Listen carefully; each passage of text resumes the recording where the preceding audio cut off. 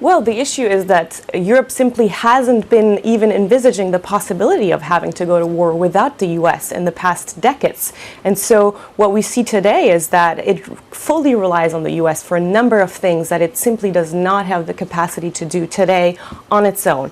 And those are the strategic enablers, as they are called, which are strategic communications, intelligence, space communications, but also air and missile defense. And so there are simply a number of things for which Europe would need several years, sources tell us at least 5 years, to be able to hold their own without the US. Okay, so that's a bit of the time frame, Andrea, then, at least 5 years. Can you kind of flesh that time frame out for us? How does that apply across different military capabilities in Europe? Is that the timeline we should be thinking about? 5 years before Europe can really defend itself against Russian aggression?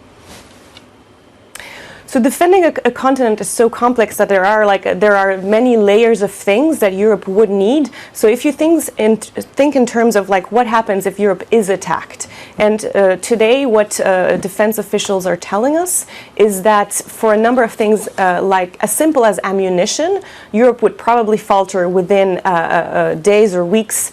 So there are very simple things that Europe needs right now, which are stocks, infinite amounts of ammunition. That's what our sources tell us. So ammunition, that is something that can be ramped up fairly quickly. Then there are more complicated things like logistics. How do you get tanks to the front line? How do you airlift them? How do you develop sufficient intelligence capacities, space intelligence?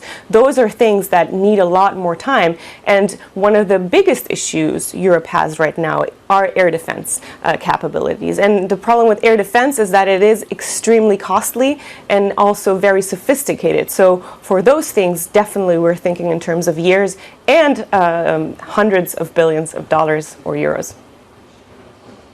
Andrea, what is the current level of dependency that Europe has on the US when it comes to some of these military capabilities?